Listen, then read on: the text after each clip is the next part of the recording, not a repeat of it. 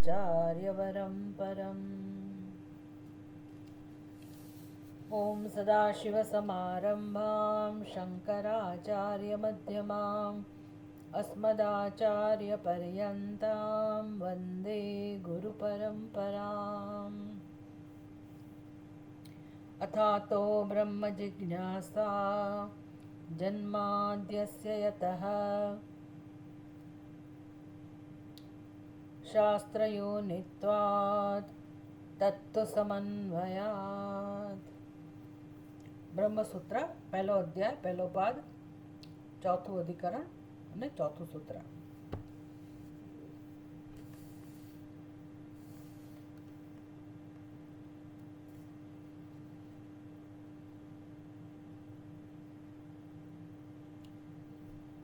છેલ્લી જે આર્ગ્યુમેન્ટ હતી, છેલ્લો જે પૂર્વ પક્ષ હતો, છેલ્લો એટલે આપણે જે ચર્ચા ચાલી રહી છે એમાં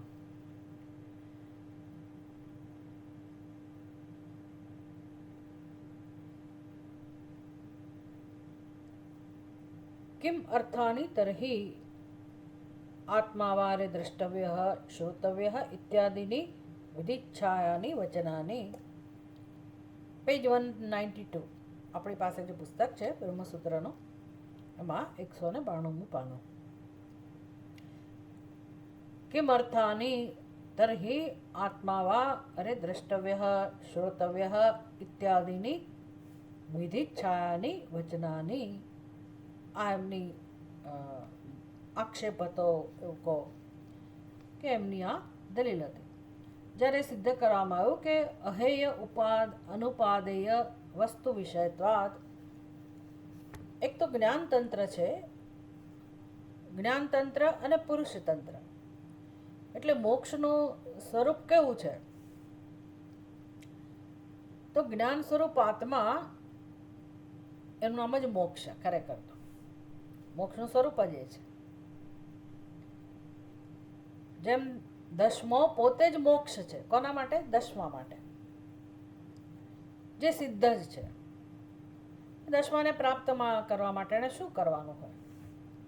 આપણે એમ કહીએ કે એને ઓળખવાનો છે, એને જાણવાનો છે, પણ ખરેખર તો જાણવાનો નથી, એ જણાઈ જ રહ્યો છે, પણ એ પોતે હું દશમાને શોધી રહ્યો છું, દશમાનો શોધક છું એવા રૂપમાં એ પોતાને અનુભવી રહ્યો છે। હું દશમાને શોધનારો એટલે કે હું શોધક। આ જે દશમાની બુદ્ધિમાં જે ખ્યાલ છે એવો દશમો જે દશમાને શોધી રહ્યો છે એને જ્યારે દશમો મળે એનું નામ મોક્ષ। હવે એને ક્યાં દશમો મળે છે? કોઈ મળતો નથી। એટલે એના માટે મુક્તિનું સ્વરૂપ કયું છે? કે તો પોતે જ દશમો, પોતે જ જે સિદ્ધ જ છે, અને એને જાણવાનોય નથી ખરેખર તો। જો આપણે એને બહુ ધ્યાનથી વિચારીએ એના વિશે તો એને દશમાને કંઈ જાણવાનો નથી, દશમો જણાઈ જ રહ્યો છે। આ બહુ જ મહત્વની વસ્તુ છે કે દશમો અનુભવાઈ જ રહ્યો છે, દશમો જણાઈ જ રહ્યો છે।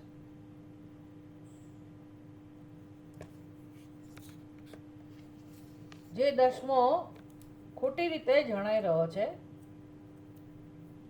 એને સાચી રીતે જાણવાનો છે।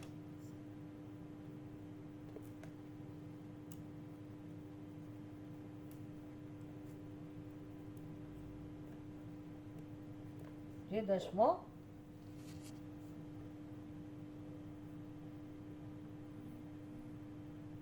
ખોટી રીતે જણાઈ રહ્યો છે એને સાચા અર્થમાં જાણવાનો છે। પછી તમે ભગવદ્ ગીતા સમજતા હો કે પછી ઉપનિષદને સમજતા હો, વેદાંત ટૂંકમાં વેદાંતનું જે અધ્યયન કરે છે એ વ્યક્તિને આ બધી સ્પષ્ટતા હોવી અત્યંત જરૂરી છે, તો જ એને આ ઉપદેશ ખરેખર સમજાય અને જ્ઞાનનું મહત્વ સમજાય કે ભાઈ આ જ્ઞાન પ્રાપ્ત કરવું એટલે ખરેખર કઈ વસ્તુ છે। જે નથી એનું જ્ઞાન પ્રાપ્ત કરવાનું છે, જેને નથી જાણતા એનું જ્ઞાન પ્રાપ્ત કરવાનું છે, તો કે ના એવું નથી। દશમો દશમાને અનુભવી જ રહ્યો છે, દશમો દશમાને જાણે જ છે। દસમાને નથી જાણતો એવું નથી એવો પ્રશ્ન, પણ દસમો પોતાના માટે કેવો ખ્યાલ ધરાવે છે કે હું દસમાને શોધી રહ્યો છું, અને એની બુદ્ધિમાં એવો નિશ્ચય છે કે દસમો નથી, એનામાં જ્ઞાન, અને મારે દસમાને શોધવાનો છે કે હું શોધી રહ્યો છું, અને હું દસમાને શોધનારો છું, શોધક છું, એ જે ખ્યાલ છે એના મધ્યારોપ ભ્રમ, એના બંધન. હવે એ દસમાને મોક્ષ કઈ રીતે પ્રાપ્ત થાય, બંધનમાંથી મુક્તિ કઈ રીતે પ્રાપ્ત થાય? જ્યારે પોતે પોતાના સ્વરૂપનો સાક્ષાત્કાર કરે. એટલે સાક્ષાત્કાર કરવો એટલે શું? સાચા અર્થમાં દસમાને જાણવું. પોતે દસમાને શોધકના અર્થમાં જાણી રહ્યો છે. બસ આ પ્રશ્ન છે, આ સમસ્યા છે. જો એ દ્રષ્ટાંતમાં બરાબર સમજાય આ વસ્તુ કે દસમાનો પ્રશ્ન કેવા પ્રકારનો છે, તો આપણે આપણા પ્રશ્નને સમજી શકીએ. આપણો પ્રશ્ન એટલે શું? બધા જ જીવોનો પ્રશ્ન, જીવ માત્રની સમસ્યા. બ્રહ્માંડમાં જે પણ જીવાત્માઓ છે, જ્યાં પણ છે, જેવી પણ સ્થિતિમાં છે, જેવી પણ ઉપાધિમાં છે, જે પોતાને જીવ સમજે છે, જે પોતાને ઉપાધિ જાણે છે, એની વાત છે. એટલે એ જીવાત્મા પોતે સુખ શોધી રહ્યો છે. ભલે આપણને કે એવો મોક્ષમાં રસ ના પડ્યો હોય, હજી ક્યાં જગતને ક્યાં મોક્ષમાં રસ છે? કોઈને મોક્ષમાં રસ નથી. કોઈ કેવા રડ્યા ખડ્યા હોય કે જેને મોક્ષમાં રસ હોય, પણ એટલું તો ખરું કે બધા સુખને શોધી રહ્યા છે. સમસ્યા એ છે કે સુખને શોધી રહ્યા છે, એનો અર્થ કે એ દુઃખમાંથી મુક્ત થવા પ્રયાસ કરી રહ્યા છે દરેક જીવ. એટલે સુખની શોધ, પેલો દસમાની શોધ કરે છે, આપણે સુખની શોધ કરીએ છીએ. બસ એટલો જ ભેદ છે.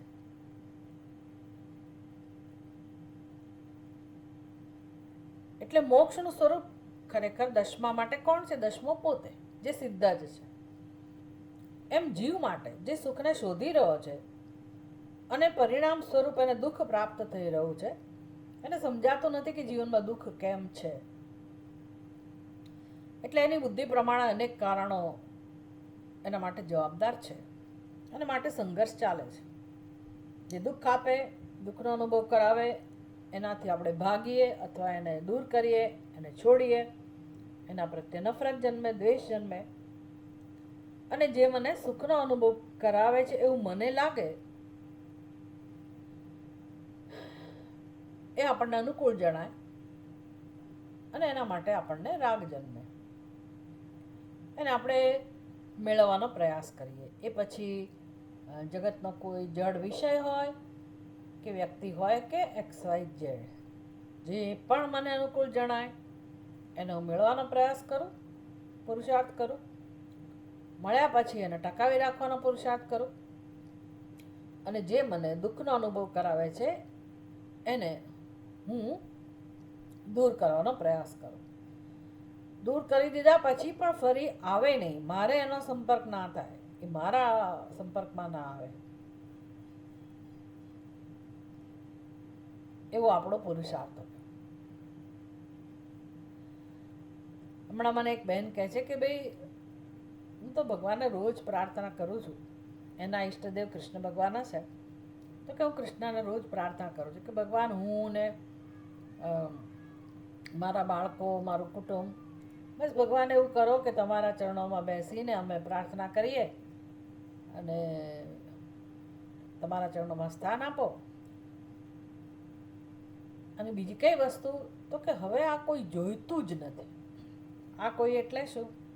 એના સગાવાલા, એને જ્યાંથી તકલીફ પડી હોય એ બધા. મને આ બધા કોઈ જીવનમાં મળે જ નહીં. કોઈ જન્મમાં એની સાથે મારે વ્યવહાર કરવો જ ના પડે, એવું કરો. એટલે આ બિચારા જીવને ખબર નથી કે એની સમસ્યા જે છે કે આટલો બધો દ્વેષ કેમ છે, કારણ કે એને દુઃખ મળ્યું છે ત્યાંથી, અને હવે દુઃખમાંથી છૂટવું છે. એટલે ભગવાન તમારા ચરણોમાં સ્થાન આપો. ભગવાન સ્થાન આપે તો કઈ રીતે આપે? એ દ્વેષ જન્મ્યો છે શેને કારણે? દ્વેષનું કારણ કયું? જ્યાં દ્વેષ હોય જેના મનમાં, એના મનમાં ક્યાંક રાગ પણ હોય, અને ક્યાંક રાગ હોય તો કોઈના માટે દ્વેષ પણ હોવાનો છે. આટલું મોટું જગત છે, જેના સંપર્કમાં આવીએ એમાં ક્યાંક ને ક્યાંક રાગ અને ક્યાંક ને ક્યાંક દ્વેષ હોય. આ સંસારનું સ્વરૂપ છે. આવું જાણતો નથી મનુષ્ય કે આને સંસાર કહેવાય, અને જે દુઃખ અનુભવાઈ રહ્યું છે એમાંથી એને મુક્ત થવું છે. એટલે જે સુખની શોધ ચાલી રહી છે, અને આપણે સુખના શોધક છીએ એવો જે આપણો ખ્યાલ છે અને એવો અનુભવ છે, એ વાસ્તવમાં કોનો અનુભવ છે? બ્રહ્મનો જ અનુભવ છે. અનુભવ કરનાર તો સાક્ષાત બ્રહ્મ જ છે. આત્મા જ પોતાને આવી રીતે સુખના શોધકના રૂપમાં જાણે છે અને એવો અનુભવે છે. જેમ દશમાની વાત છે, તો દશમાને મુક્ત થવું હોય તો એના માટે મોક્ષ સ્વરૂપ કોણ છે? દશમો પોતે. એમ આપણા માટે આપણે દુઃખમાંથી મુક્ત થવું છે, તો એ મુક્તિ જેનાથી મળે એ કોણ હોય? આત્મા. એટલે આપણે પોતે જ મોક્ષ સ્વરૂપ છીએ. નથી જાણતા, ખોટી રીતે જાણીએ છીએ, અને એ સુખના શોધક જે બનેલા છીએ એ આપણી સમસ્યા છે. એટલે શાસ્ત્ર સમજાવે છે, અને ભાષ્યકાર શાસ્ત્રનું પ્રયોજન આપણને સમજાવે છે કે ભાઈ આ આત્મતત્વ એવું છે કે જે સિદ્ધ જ છે. અને કર્મ કોણ કરે? તો કે જે પેલો શોધક હોય. હવે શોધક આપણે સમજી શકીએ કે દશમાને શોધનારો કોઈ છે જ નહીં, દશમાની બુદ્ધિમાં જ છે ખાલી. એમ સુખને શોધનારો એટલે કે જીવાત્મા ખરેખર ક્યાંય નથી, આપણી બુદ્ધિમાં જ છે. એ આપણી સમજ છે આપણા વિશે. એનું ક્યાંય અસ્તિત્વ છે જ નહીં આવા જીવાત્માનું. એટલે મારા માટે હું જે ઈચ્છું છું એ મોક્ષ, એનું સ્વરૂપ એટલે મારું જ સ્વરૂપ, મારું યથાર્થ સ્વરૂપ, જે સ્વપ્રકાશ છે, જ્ઞાન સ્વરૂપ છે, એ કર્મથી કેવી રીતે પ્રાપ્ત થાય? અને કર્મની કોઈ જરૂર પણ નથી. એ તો કેવળ જ્ઞાન સ્વરૂપ છે, ચૈતન્ય સ્વરૂપ છે. એમાં કર્મનો કોઈ સ્પર્શ નથી. ભલે શાસ્ત્રમાં એવા વાક્ય હોય કે આત્માને પ્રાપ્ત કરવો જોઈએ, આત્માનું દર્શન કરવું જોઈએ, આત્માને જાણવા માટે શ્રવણ કરવું જોઈએ, આત્માનું શ્રવણ કરો. ભલે આવા વાક્ય હોય જેનો અર્થ કર્તવ્ય, વિધિ નિષેધ, વિધિના રૂપમાં છે, આદેશના રૂપમાં છે, ભલે એવો અર્થ થતો હોય, પણ ભાષ્યકાર કહે છે કે ભાઈ આત્મા એનો વિષય જ નથી બનતો, કર્તવ્યનો, કોઈ કર્મનો. કિમ અર્થાની? એટલે પૂર્વ પક્ષ કહે છે ભાઈ શાસ્ત્રના વાક્યો છે શું કામ? તો કે જુઓ ભાઈ, સ્વાભાવિક પ્રવૃત્તિ વિષય વિમુખીકરણાર્થાની ઇતિ બ્રૂમઃ. આ બધું પહેલાં સમજાવી દીધું છે અથાર્થો બ્રહ્મ જિજ્ઞાસા એ સૂત્રમાં, કે ભાઈ આ બધા જે વાક્યો છે એ વાક્યો શેના માટે છે? તો કે મારું ધ્યાન દોરવા માટે. કેમ? તો કે મારી પ્રવૃત્તિ વિરુદ્ધ દિશામાં છે. દરેક જીવની પ્રવૃત્તિ જે છે સુખ માટેની જ છે, પણ વિરુદ્ધ દિશામાં છે. હવે આ સમજતા જ કેટલા જન્મો નીકળી જાય છે કે આપણે વિરુદ્ધ દિશામાં સુખ શોધી રહ્યા છે. ઘણી વાર તો એવું થાય કે જીવનના એક તબક્કે મનુષ્ય બિચારો સુખ ના શોધતો હોય, એને ખબર પડી કે મને સુખ નથી જ મળવાનું, હવે દુઃખના રોદણા રોતો હોય, દુઃખને વાગોળ્યા કરતો હોય કે અરે રે મારા જીવનમાં આમ થયું, અરે રે મારા જીવનમાં તેમ થયું.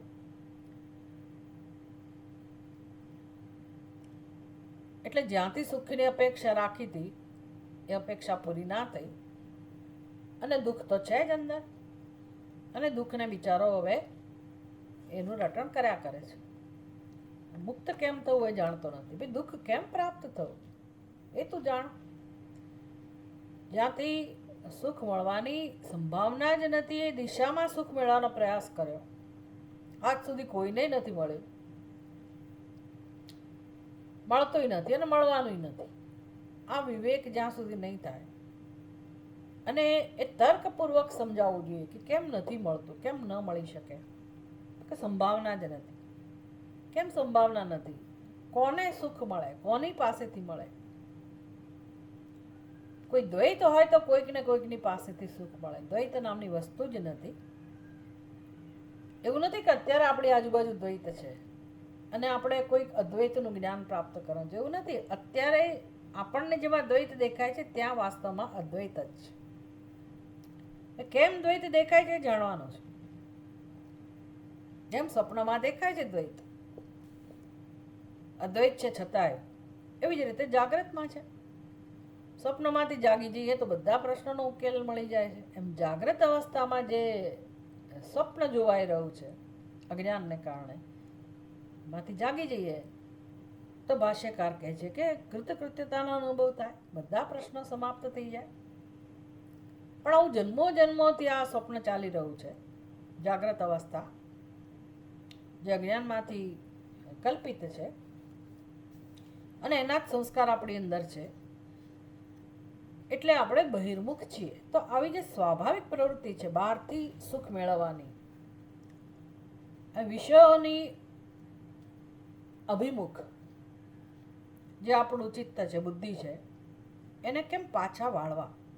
યોહી બહિર્મુખ પ્રવર્તતે પુરુષ ઇષ્ટમે ભૂયાત અનિષ્ટમ મા ભૂત ઇતિ. કે ભાઈ મને ક્યારે મારી ઈચ્છા પૂરી થાય, ગમતી વસ્તુ મળી જાય. પહેલા આપણા માટે ગમતું આપણે મેળવીએ અને ન ગમતું દૂર કરીએ. પછી ગમતી વસ્તુ મળી ગઈ, લગ્ન થઈ ગયા, સંતાનો થઈ ગયા. હવે સંતાનો આમ કરે ને સંતાનો તેમ કરે, સંતાનોનું આવું થઈ જાય ને સંતાનોનું પેલું થઈ જાય. એટલે મને જે ઈષ્ટ લાગતું હોય એ સંતાનો માટે ઈષ્ટ હોય એવું માનીને એ લોકોનો આંખ બની જાય તો બહુ સારું. આમ બિચારો જીવ છેક સુધી ઈષ્ટની પ્રાપ્તિ, અનિષ્ટની નિવૃત્તિ, એના જ ચિંતનમાં મસ્ત રહે છે. ન ચ તત્ર આત્યંતિકમ પુરુષાર્થમ લભતે. એને ખબર નથી કે ભાઈ એ સુખ જે ખરેખર જોઈએ છે એ ના તો મને મળવાનું નથી કે મારા સંતાનોને મળવાનું નથી. એટલે એ બધો જે બહિર્મુખતાનો પુરુષાર્થ છે, જે કલ્પનામાંથી જન્મેલો છે, એમાંથી જીવને કેમ આત્મા તરફ વાળવો? તમ આત્યંતિક પુરુષાર્થ વાંચીનમ. આવો જેને વિવેક થયો છે કે ભાઈ પુરુષાર્થ તો ખરેખર એક જ છે. પુરુષાર્થ એટલે પુરુષ વડે થતો પ્રયત્ન એ આપણી સમજ છે, પણ પ્રયત્નનું કારણ પુરુષ એટલે જીવ, જીવની ઈચ્છા. આત્યંતિક પુરુષાર્થ એટલે જીવની મૂળભૂત ઈચ્છા પરમ સુખની પ્રાપ્તિની છે. એવું જેને સમજાયું એવા વિવેકીને સ્વાભાવિક કાર્યકરણ સંગાત પ્રવૃત્તિ ગોચરાત વિમુખી કૃત્ય. ગોચરાત, ગોચર શબ્દ છે. ગોચર એટલે ક્ષેત્ર. તસ્માત પાંચમી વ્યક્તિ એક વચન, એમાંથી ગોચરાત વિમુખી કૃત્ય, એ જે ક્ષેત્રને સમર્પિત છે એટલે કે અનાત્માને સમર્પિત છે, સ્વાભાવિક કાર્યકરણ સંઘાત પ્રવૃત્તિ ગોચરાત. જે કાર્યકરણ સંઘાત એટલે આપણું શરીર, આપણી ઉપાધિ, મન, બુદ્ધિ, જ્ઞાનેન્દ્રિયો, કર્મેન્દ્રિયો, સમગ્ર વ્યક્તિત્વ અને એના દ્વારા થતી પ્રવૃત્તિ, આ આપણું ક્ષેત્ર છે. એમાંથી વિમુખી કૃત્ય એટલે આ ઉપાધિમાંથી હવે આપણે આપણા મન બુદ્ધિને ક્યાં લઈ જઈએ? પ્રત્યેગાત્મ સ્રોતસ્તયા પ્રવર્તયંતી. એટલે હવે અનાદિકાળનો જે આપણો પ્રવાહ ચાલી રહ્યો છે મનમાં, જેમ નદીનો પ્રવાહ વહેતો હોય છે એમ આપણા ચિત્તનો, મન બુદ્ધિનો પ્રવાહ અનાદિકાળથી બહારની તરફ વહી રહ્યો છે. એને પ્રત્યેગાત્મ સ્રોત તયા પ્રવર્તયંતી. એને હવે આત્મા તરફ વાળે છે. કઈ રીતે? આત્મા વારે દ્રષ્ટવ્ય. હવે બહુ થયું, હે જીવ, તમ સંસારી ન હસી, તું સંસારી નથી, બહુ થયું, હવે આમાંથી ઉપર ઉઠ, છોડ, આત્મામાં રસ લે, મૃત્યુ પહેલાં આ કામ કરી લે, પોતાના સ્વરૂપને ઓળખી લે, મનુષ્યનો જન્મ ફરી ફરી નહીં મળે. તસ્ય આત્માન્વેષણાય પ્રવૃત્તસ્ય. અને મનુષ્ય કોઈ એવો હોય કે જે સમજે, વિવેકી હોય અને ગુરુના વાક્યોને, ગુરુના ઉપદેશને, શાસ્ત્રના ઉપદેશને એ જીવનમાં સ્વીકારે અને અનુસરે. ગુરુને આપણે સાંભળીએ ખરા, પણ અનુસરીએ છીએ કે કેમ એ પ્રશ્ન છે. તો આ જીવ અનુસરે છે. તસ્ય, આવા વ્યક્તિ માટે, આત્મ અન્વેષણાય પ્રવૃત્તસ્ય, જે મેં આત્માના રસ, આત્માના અન્વેષણમાં, આત્માને જાણવામાં, યથાર્થ જ્ઞાનમાં જે પ્રવૃત્ત થયો છે, એવા આત્મા, એવા મનુષ્યને શ્રુતિ સમજાવે છે કે જો આત્મા કેવો છે, અહેય અનુપાદેયમ. આત્મા જગતના વિષયો જેવો નથી કે જેને તમે ગ્રહણ કરી શકો કે છોડી શકો. આત્મતત્વમ ઉપદિશ્યતે. તો પછી આત્મા કેવો છે? ઇદમ સર્વમ યદયમ આત્મા. બધા ઉપનિષદના વાક્યો છે. ઇદમ સર્વમ યદ અયમ આત્મા. એ આપણે વાક્ય જો ઉપનિષદની અંદર જોઈએ, 2, 4, 6, બૃહદારણ્યક ઉપનિષદ.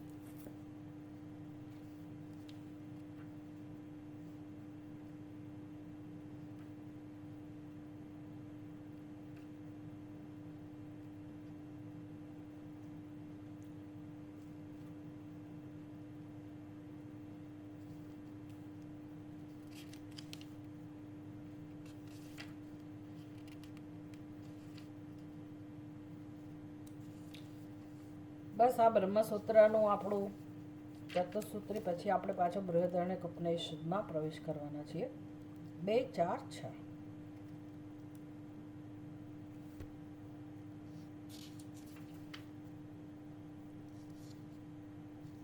બ્રહ્મ તમ પરાદાત અદ્ય અન્યત્ર આત્મનઃ બ્રહ્મવેદ ક્ષત્રમ તમ પરાદાત. 2, 4, 6 બરાબર છે. અદ્ય અન્યત્ર આત્મનઃ ક્ષત્રમ વેદ લોકાહ તમ પરાદાત યહ અન્યત્ર આત્મનઃ લોકાન વેદ દેવાહ તમ પરાદ.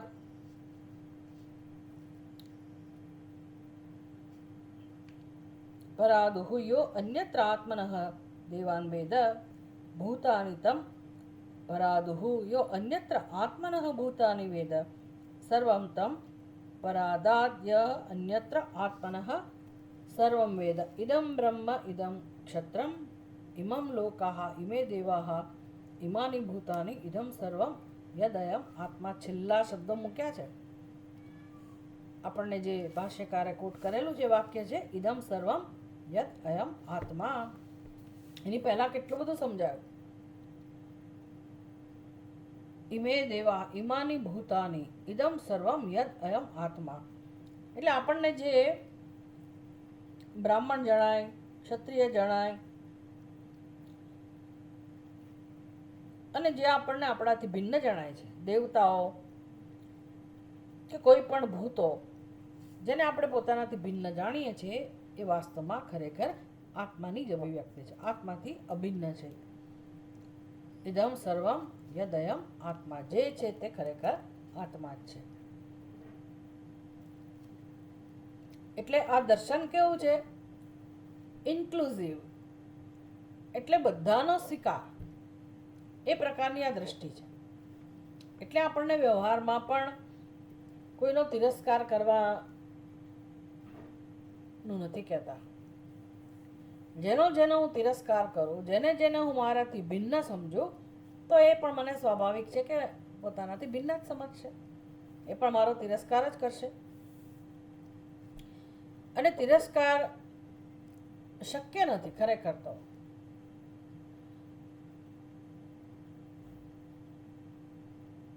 જ્યાં એક જ તત્વ હોય, એક જ આત્મા હોય, એક જ આત્માની અભિવ્યક્તિ હોય, ત્યાં કોઈના માટે રાગ શક્ય નથી કે કોઈના માટે દ્વેષ શક્ય નથી. અને છતાંય આપણી બુદ્ધિમાં આવું બધું છે. તો પછી મોક્ષ કોને કહેવાય? તો કે યથાર્થ દર્શન. યથાર્થ દર્શન એટલે શું? તો જ્યાં જ્યાં તિરસ્કાર છે એ તિરસ્કારને દૂર કરવો અને એનો સમાવેશ કરવો પોતાના સ્વરૂપમાં કે મારાથી ભિન્ન નથી. ઇદમ સર્વમ યદયમ આત્મા, આવો ઉપદેશ આપણને શ્રુતિ આપે છે. બીજું કયું વાક્ય છે? યત્ર તુ અસ્ય સર્વમ આત્મૈવાભૂત. જેણે આ જાણી લીધું, યત્ર તુ અસ્ય સર્વમ આત્મૈવાભૂત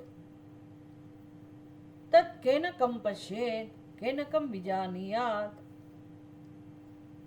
બસ આ એકવાર જણાઈ જાય કે મારાથી ભિન્ન કોઈ નથી,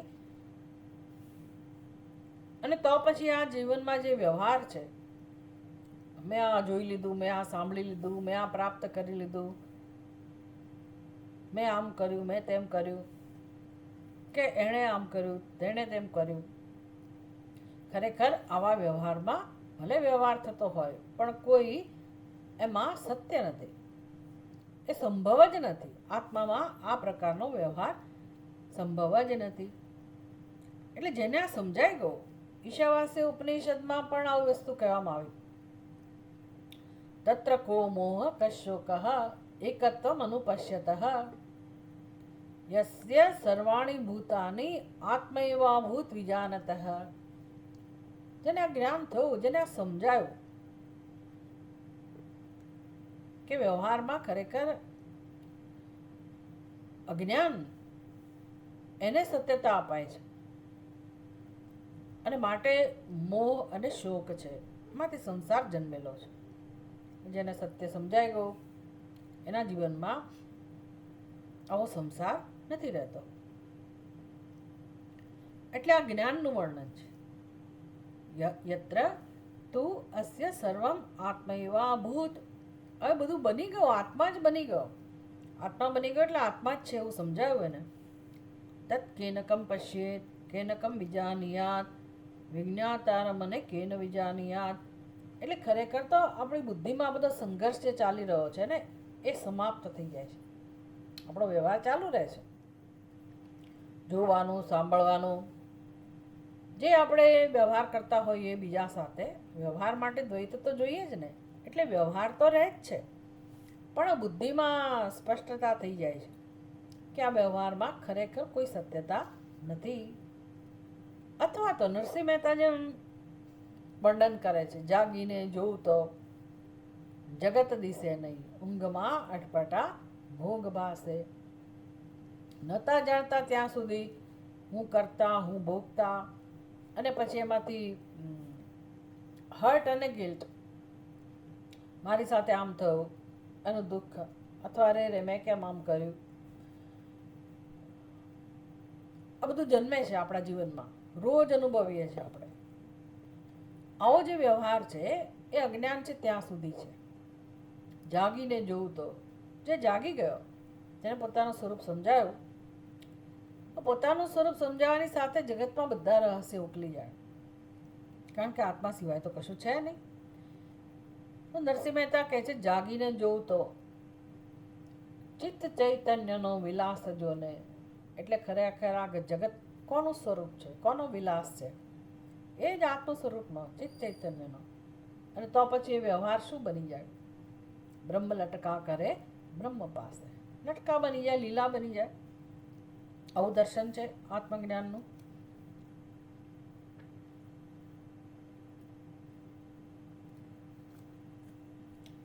પછી અયમ આત્મા બ્રહ્મ 2:5-19. એની પહેલાનું વાક્ય આખું જ છે એટલે આપણે જોતા નથી.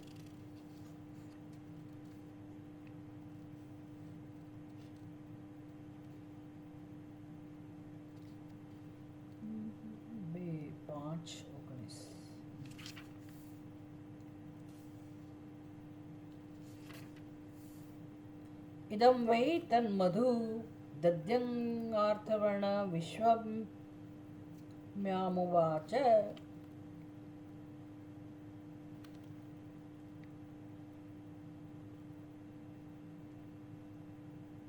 તદેતદૃષિઃ પશ્યન્નવોચત રૂપમ રૂપમ પ્રતિરૂપો બભુવ તદસ્ય રૂપમ પ્રતિચક્ષણાય ઇન્દ્રો માયાભિઃ પૂર્વરૂપય્યતે યુક્તાયસ્ય હરય શતા દશેત્યતયં વૈ હરયોયં વૈ દશ ચ સહસ્રાણિ બહૂની ચાનંતાની ચ તદ એતદ બ્રહ્મ આપૂર્વમ અપૂર્વમ અનપરમ અનંતરમ અબાહ્યમ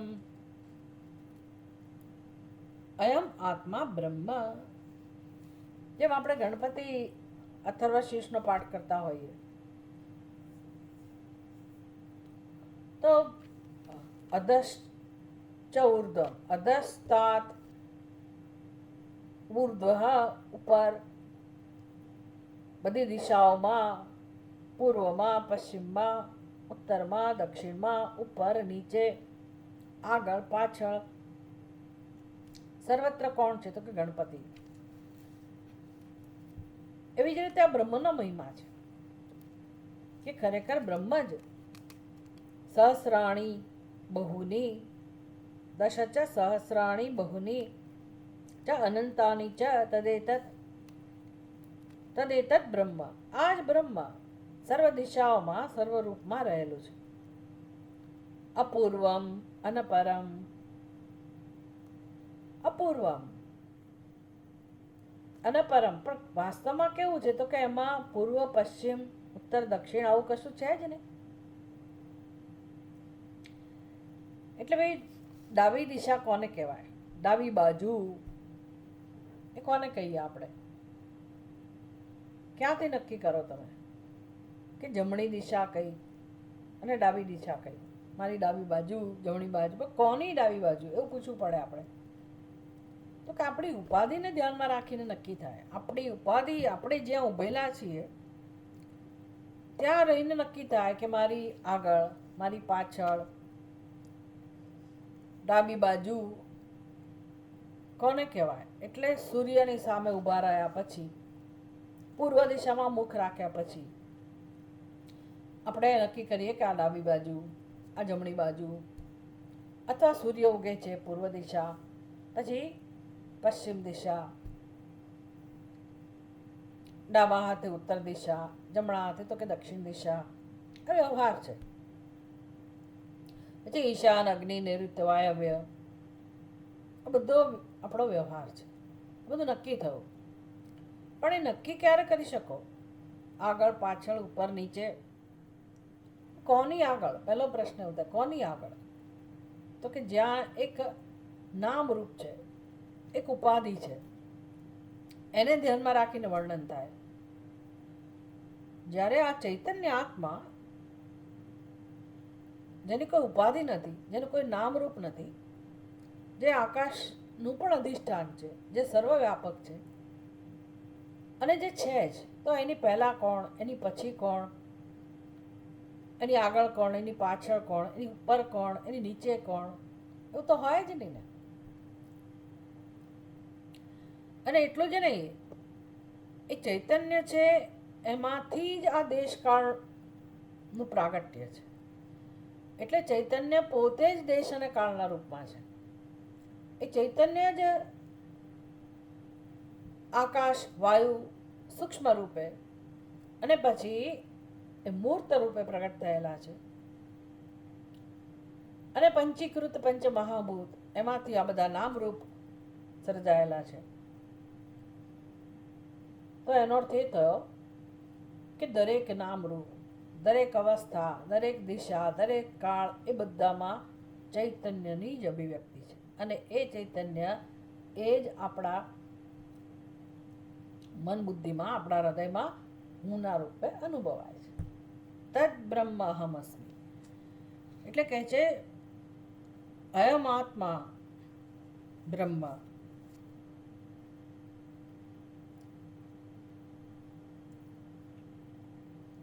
અયમ આત્મા બ્રહ્મ આ આત્મા, આ બ્રહ્મ આત્મા છે, અથવા તો આ આત્મા એ બ્રહ્મ છે. એ જ બ્રહ્મ હુંના રૂપમાં અનુભવાય છે.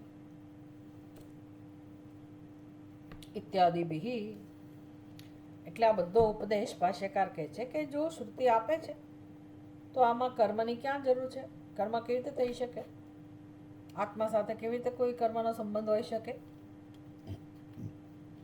યદપિ અકર્તવ્ય પ્રધાનમ આત્મજ્ઞાનમ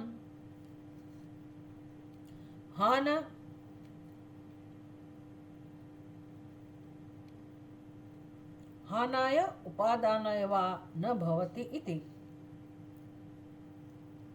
તત્તથા એવ ઇતિ અભ્યુપગમ્યતે.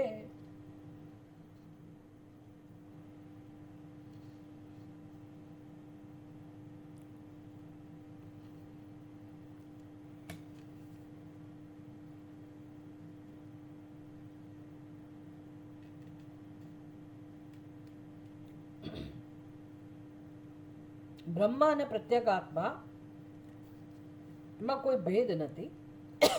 આવું જેને સમજાઈ ગયું, એ જ બ્રહ્મ મારો આત્મા છે. હવે એના માટે કયું કર્તવ્ય બાકી રહે? કોઈ કર્તવ્ય બાકી નથી રહેતું. શેના માટે કર્તવ્ય હોય? કર્મ કરનારો પણ કોણ હોય? કોને કર્તવ્ય હોય? એટલે કહે છે કે એના માટે કોઈ કર્તવ્ય નથી રહેતું.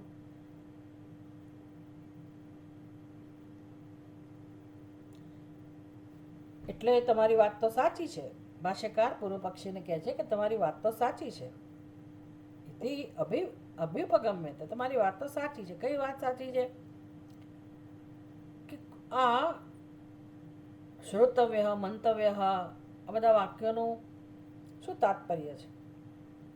જો આત્મા અહેય અનુપાદેય હોય તો, આવો પૂર્વ પક્ષ હતો ને કે આત્માનું સ્વરૂપ આવું હોય, હાનાય ઉપાદાનાય વા ન ભવતી, આત્માને ગ્રહણે ના કરી શકાય, કે આત્માને છોડીએ ના શકાય, કે આત્માને સાથે કોઈ પ્રકારનું કર્મ શક્ય નથી. આ જે તમારી વાત છે એ સાચી સાબિત થાય છે કે આવો જ છે આત્મા.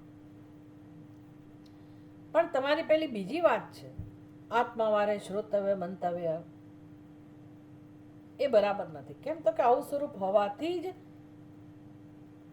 આત્મા સાથે કોઈ રીતે કર્મ લાગુ નથી પડી શકતું. પણ પહેલા જે વાક્યો છે એનો અર્થ શું થાય છે? આત્માની તરફ કેમ જીવને વાળવો? વળી કદાચ કોઈ એવી દલીલ કરે કે પછી તો જીવનમાં કશું કરવાનું જ ના રહું ને, તો જીવનનો શું મતલબ છે? ઘણા લોકોને આ તકલીફ છે. એટલા માટે લોકો જ્ઞાન માટે પુરુષાર્થ ના કરે. કેમ? તો કે આ જ્ઞાન પ્રાપ્ત કર્યા પછી તો કંઈ રહ્યું જ નહીં ને કરવાનું, તેવા જીવનને શું લેવા દેવા છે? એવું જીવનનો શું મતલબ છે? અથવા તો હવે શું રહ્યું જીવનમાં? કોઈ પ્રયોજન જ ના રહ્યું ને. ભાષ્યકાર કહે છે એમાં કોઈ દોષ નથી. આવી સ્થિતિ હોવી એ અમારા માટે ભૂષણ છે. કેમ?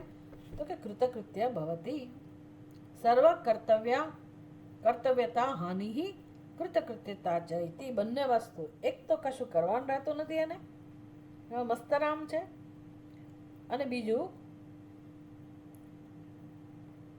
કોઈ કર્તવ્ય બાકી રહેતું નથી, અને બીજું કૃતકૃત્યતા ભવતી, પરમ સંતોષ છે. હવે જેના હૃદયમાં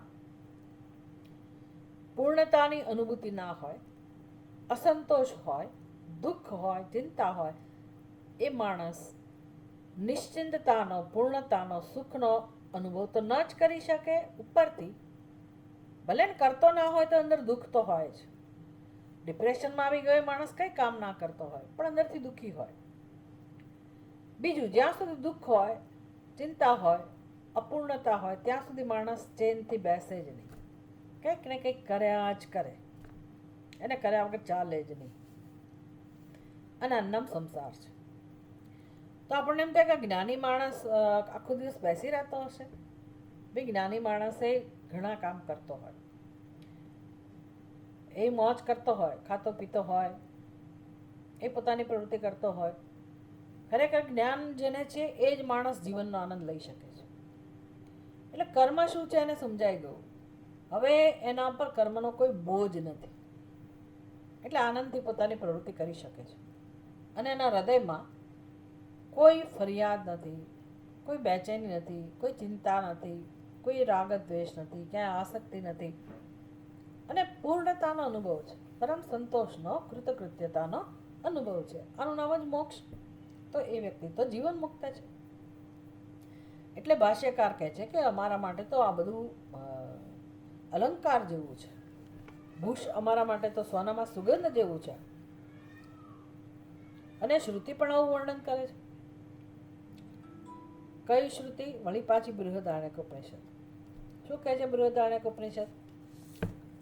આત્માનં ચેદ વિજાનીયાત અયમ અસ્મીતિ પૌરુષઃ કિમિચ્છન કસ્ય કામાય શરીરમ અનુસંજરેત. અનુસંજરેત 4:4-12.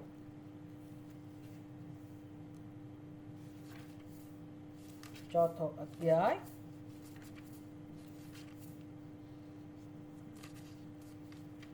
કેટલું મોટું છે આ બૃહદારણ્યક ઉપનિષદ.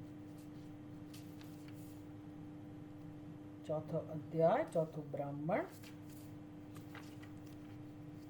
અને 12મો મંત્ર. કહે છે આખો મંત્ર આમાં આપી દીધો છે, આપણે તો ખાલી જોવાનું જ છે. આત્માનમ ચેત વિજાનીયાત અયમ અસ્મિ ઇતિ પુરુષઃ. ચેત એટલે જો કોઈ મનુષ્ય આત્માને જાણી લે, પોતાના સ્વરૂપને જાણી લે. આત્માનમ ચેત વિજાનીયાત, પોતાના સ્વરૂપને જાણી લે એટલે શું? હું જીવ નથી. અને જે પરમાત્મા નું વર્ણન શાસ્ત્રમાં છે, જે જન્માદ્યસ્ય અતઃ, જેમાંથી આ જગતની ઉત્પત્તિ થઈ, જેને કારણે સ્થિતિ છે, જેમાં સમગ્ર જગતનો લય છે, એ જે પૂર્ણ સ્વરૂપ પરમાત્મા છે, પુરુષ. તમ આત્માનમ, એ જે પૂર્ણ પરમાત્મા છે એ જ આત્મરૂપે રહેલો છે. આ રીતે જે આત્મ સ્વરૂપે પરમાત્માને જાણી લે છે, અયમ અસ્મિતિ એટલે હું જે છું, મારું સત્ય આ જ છે, એવું જે જાણી લે છે, તો પછી હવે એના જીવનમાં કઈ ઈચ્છા બાકી રહે? કેમ ઈચ્છન? શું બાકી રહ્યું?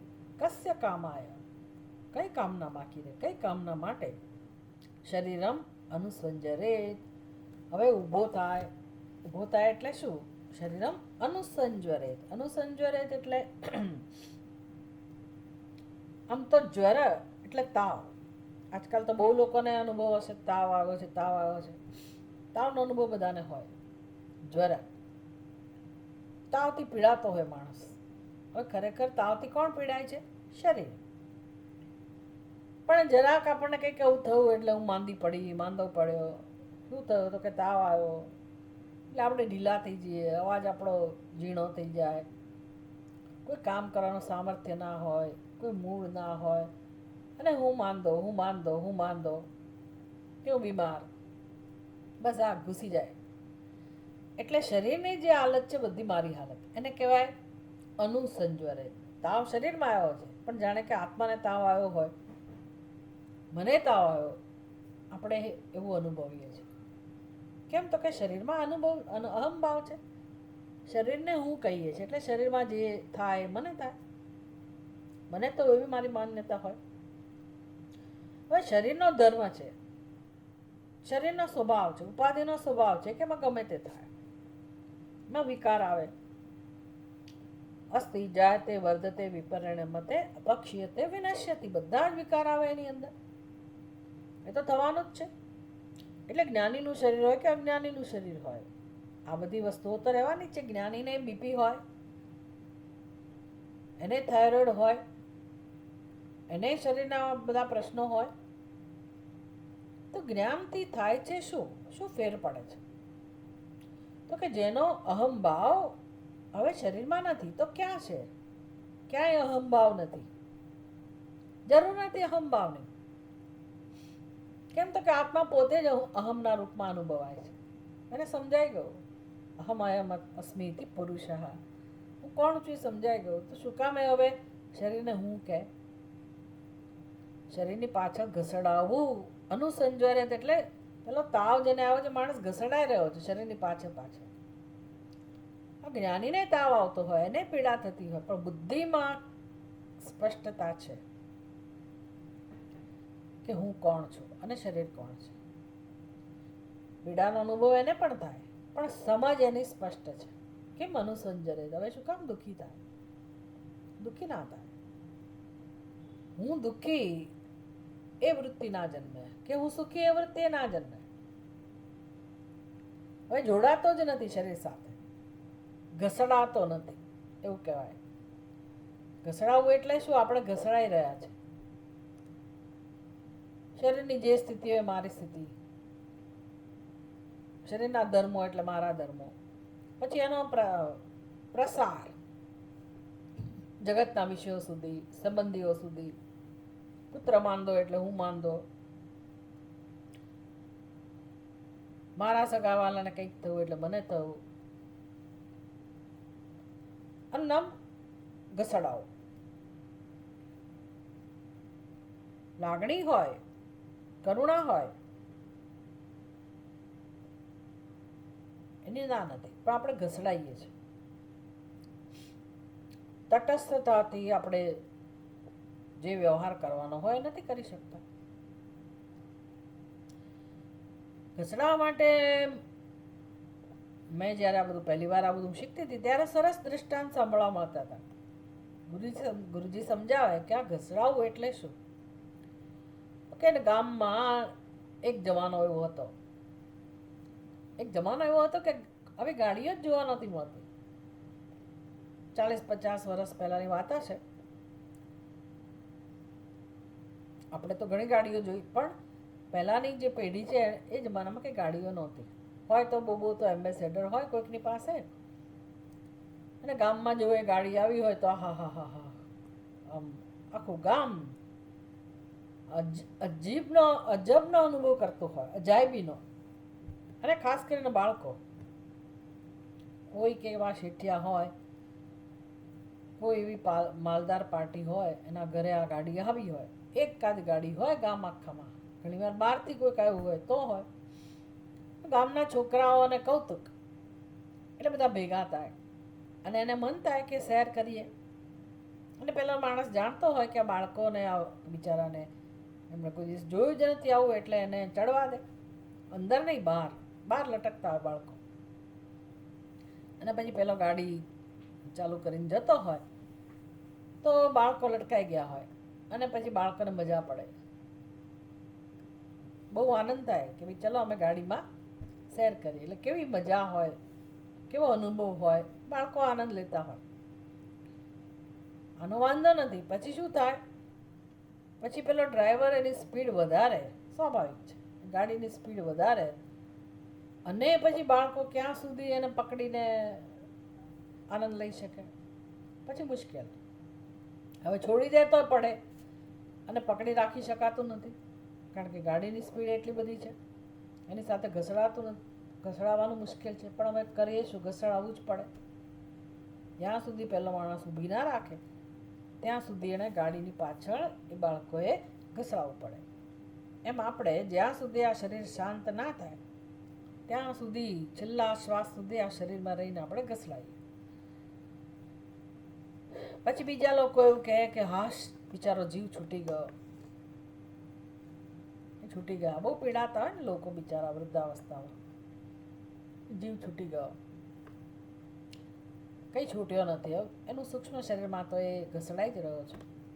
સૂક્ષ્મ શરીરમાં અહંભાવ છે, પણ એ સ્થૂળ શરીર મળે ત્યાં સુધી એ સૂક્ષ્મ શરીરમાં રહીને ઘસડાય છે. પણ ઘસડાવવાનું અનાદિકાળથી ચાલુ છે. કેમ? તો કે હું કોણ છું હું નથી જાણતી, અને જે હું નથી એ હું છું એવું કહું એટલે ઘસડાવવું જ પડે. જેણે જાણી લીધું એટલે ઉપનિષદ કહે છે અયમ અસ્મિ ઇતિ પુરુષ, અયમ આત્મા. આ જે પરમાત્મા છે બીજું કોઈ નથી, પણ મારું સત્ય છે, અને એ જ આત્મરૂપે, એ જ બ્રહ્મ આત્મરૂપે અનુભવાઈ રહ્યું છે. એ સિવાય જીવ નામની કોઈ વસ્તુ જ નથી. એટલે મારી બુદ્ધિમાં જ બધા ખોટા ખ્યાલ છે, તો હવે એની જરૂર નથી. શું કામ એ ખોટા ખ્યાલને સત્યતા આપે? આમ એ વ્યક્તિ મોક્ષનો અનુભવ કરે છે. ભગવદ્ ગીતામાં કઈ રીતે સમજાયું? 15મા અધ્યાયમાં છેલ્લો શ્લોક રોજ બોલવાનો હોય છે. 15મો અધ્યાય.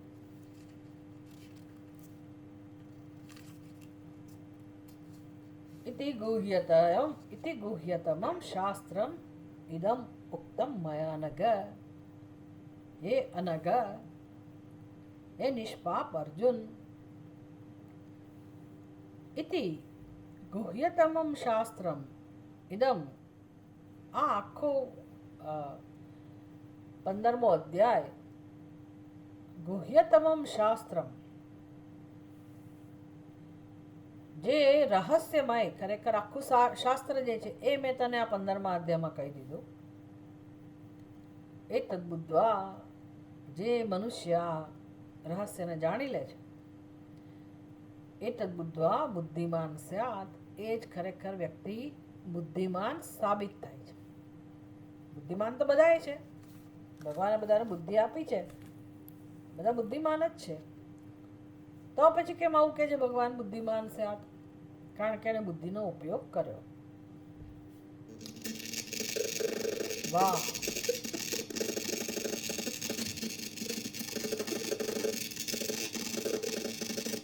અચાનક યાદ આવ્યું કે સત્સંગમાં જવાનું છે.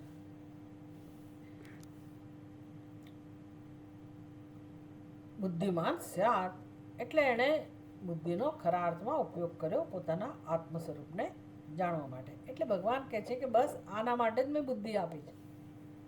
આપણે કેટલી વિસ્તારથી ચર્ચા કરતા હોઈએ છીએ. વેદાંતના સત્સંગમાં તો કેટલી બધી વાર આ વસ્તુ સમજાવવામાં આવતી હોય છે. વિવેક ચૂડામણીમાં શંકરાચાર્યજી કહે છે કે મનુષ્યત્વમ મુમુક્ષુત્વમ મહાપુરુષ સંશ્રય ત્રયમેતદ દુર્લભમ. આ સૃષ્ટિમાં આ વસ્તુ મેળવવી દુર્લભ છે. મનુષ્યત્વમ મુમુક્ષુત્વમ મહાપુરુષ સંશ્રય. મનુષ્યનું શરીર મળવું એ જ મોટામાં મોટી દુર્લભ વસ્તુ છે. ઈશ્વરની કૃપા હોય તો જ મળે. હવે આટલા બધા મનુષ્યો છે, આપણને કંઈ લાગતું નથી કે મનુષ્યનું શરીર કિંમતી હોય. જેને કારણે મનુષ્યના શરીરને કિંમતી કહેવામાં આવે છે? શું કામ આટલા બધા વખાણ છે મનુષ્યની ઉપાધિના? ભગવાને બુદ્ધિ આપેલી છે. બુદ્ધિનું કામ છે જાણવું. જાણીએ તો બધુંય છે, બધા બુદ્ધિનો ઉપયોગ કરે જ છે, પણ કોઈ પોતાના સ્વરૂપને જાણવા માટે બુદ્ધિનો ઉપયોગ નથી કરતું.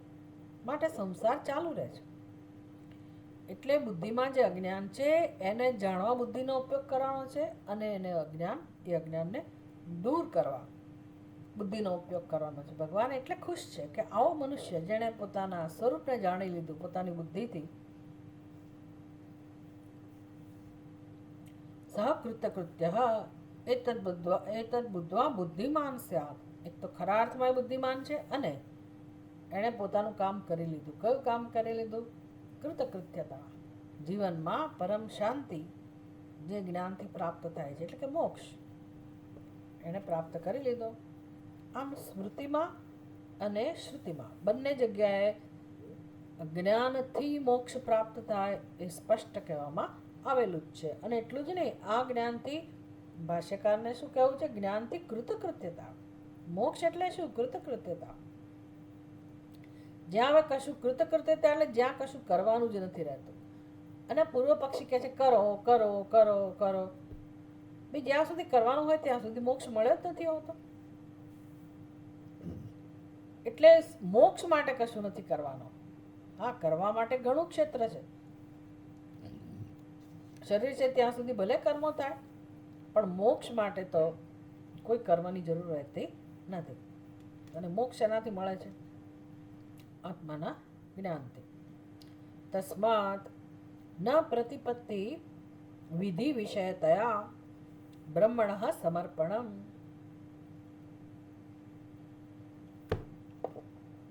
માટે આ કારણથી તસ્માત આવું હોવાથી પ્રતિપત્તિ વિધિ વિષયતા બ્રહ્મણઃ સમર્પણમ. બ્રહ્મણઃ સમર્પણમ.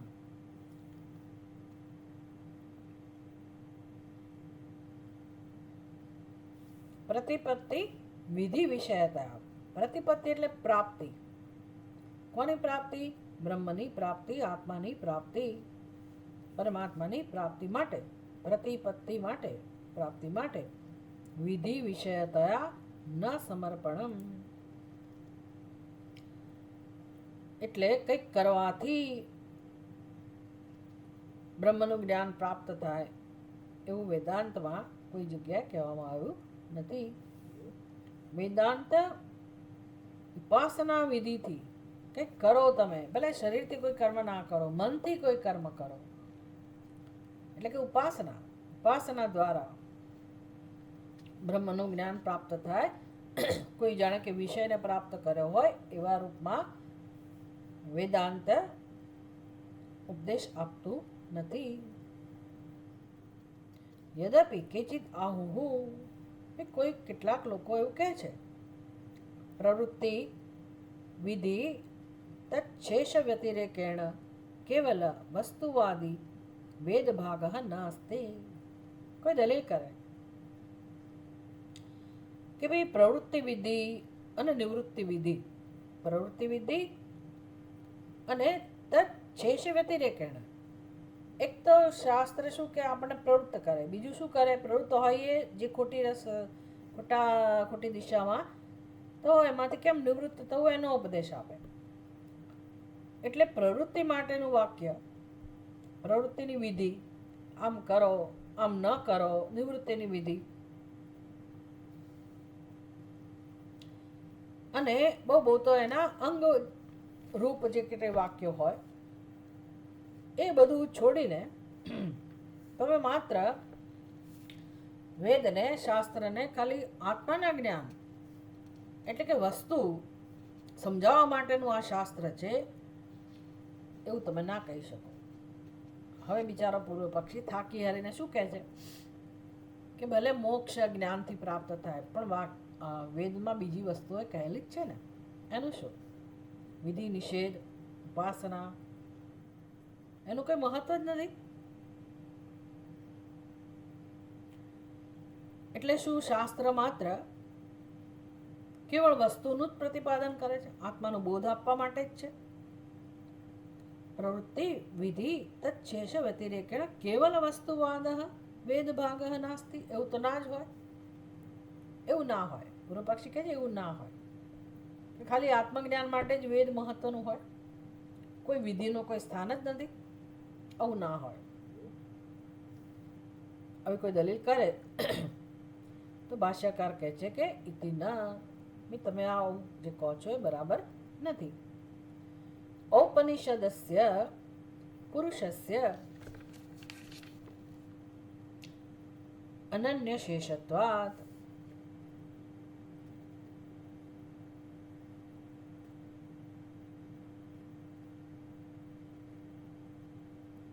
यह असौ उपनिषत्सु एव अधिगतः पुरुषः असंसारी ब्रह्म उत्पाद्यादि चतुर्विध द्रव्य विलक्षणः स्वप्रकरणस्थः अनन्यशेषः.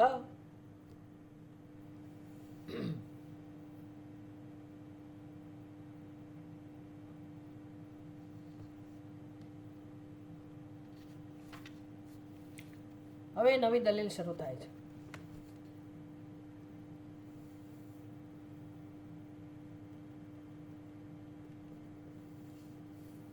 દલીલ કેવી છે? પૂર્વ પક્ષ એવું કહેવાય હિડન એજન્ડા, એટલે કે ભાઈ આત્મજ્ઞાનથી જ મોક્ષ પ્રાપ્ત થાય અને ઉપનિષદ કેવળ આત્માના સ્વરૂપનું વર્ણન કરતું હોય અને બસ એના જાણવા માત્રથી તમને મોક્ષ પ્રાપ્ત થાય, એવું ના હોય. પૂર્વ પક્ષી એવું કહે છે વસ્તુવાદી વેદ ભાગ નાસ્તિ. વસ્તુવાદી એટલે બ્રહ્મનું એક વિષયના રૂપમાં વર્ણન કરવું એ એનું કામ નથી.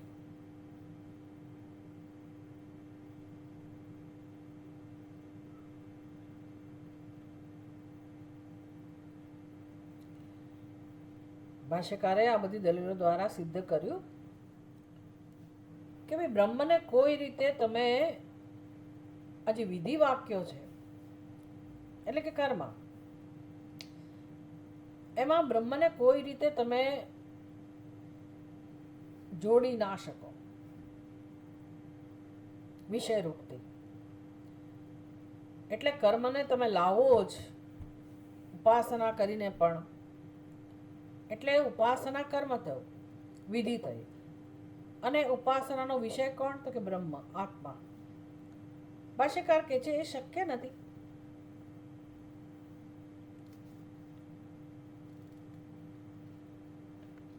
ન પ્રતિપત્તિ વિધિ વિષયતયા બ્રહ્મણ સમર્પણમ. આવું શક્ય જ નથી. આવું જ્યારે ભાષ્યકાર કહું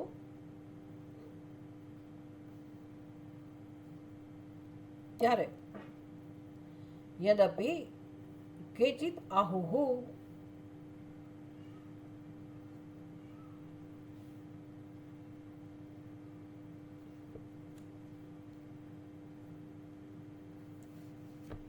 કેચિત આહુહુ, એ કેચિત એટલે પૂર્વ પક્ષી. એમનું શું કહેવું છે? જો બંને વસ્તુ સમજવાની છે. ભાષ્યકાર કહે છે કે વિધિના અંગ તરીકે અથવા તો એ જે વિધિ વાક્ય હોય કે નિષેધ વાક્ય હોય, એનો વિષય બ્રહ્મ બની શકે એમ નથી. એટલે વેદાંત માત્ર વસ્તુનો બોધ કરાવે છે. વિધિ દ્વારા બ્રહ્મને જાણવાનો વિષય બ્રહ્મ છે એવું કહેવાનું તાત્પર્ય વેદાંતનું નથી. આ ભાષ્યકારે સમજાવ્યું કે ભાષ્યકારનું પ્રયોજન છે. આ વસ્તુ આપણે સમજવાની.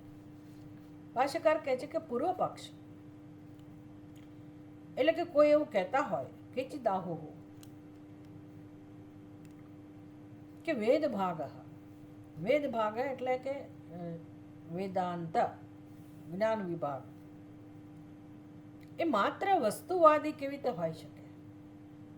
કર્મને બાજુએ રાખી ક્યાંય કોઈ જગ્યાએ વેદમાં આ વસ્તુ નથી, કર્મ કાંડ વિભાગમાં, કે જ્યાં માત્ર ખાલી વસ્તુનું જ્ઞાન આપવામાં આવતું હોય અને કર્મનું મહત્વ ના હોય. એવું ક્યાંય નથી. એટલે વેદાંતમાં પણ તમે એમ કહેતા હો કે માત્ર આત્માનું જ્ઞાન એ એક જ વેદનું પ્રયોજન છે, એવું ના બને. કોઈક રીતે તો એ કર્મ સાથે આત્માને જોડાયેલો હોય તો જ વેદમાં આ વાક્ય હોય. સ્વતંત્ર રીતે માત્ર ખાલી આત્માનું વર્ણન કરવા માટે આ વેદ ભાગ સમર્પિત હોય, આટલો મોટો વેદ ભાગ જ્ઞાનકાંડ, બધા જ ઉપનિષદો બસ માત્ર આત્માના સ્વરૂપનું જ વર્ણન કરે અને કર્મનું કોઈ સ્થાન જ ના હોય, વિધિનું કોઈ નિષેધનું કંઈ મહત્વ જ ના હોય, એવું કઈ રીતે બને? આ એની દલીલ છે. આવતીકાલે આપણે જોઈશું. પણ આ યાદ રાખવાનું કે પૂર્વ પક્ષ કેવા પ્રકારનો છે, કેવા પ્રકારની ચર્ચા હવે હાથમાં લેવાની છે. આમ તો વસ્તુ એકની એક છે, પણ સૂક્ષ્મ બધા એના જે પાસા હોય એને સ્પષ્ટ કરતાં આપણને સ્પષ્ટ કરે છે વિષય. ઓમ પૂર્ણમદ પૂર્ણમિદમ પૂર્ણાત પૂર્ણમુદચ્યતે પૂર્ણસ્ય પૂર્ણમાદાય પૂર્ણમેવાવશિષ્યતે. ઓમ શાંતિ શાંતિ શાંતિ. હરિ ઓમ. શ્રી ગુરુભ્યો નમઃ. હરિ ઓમ.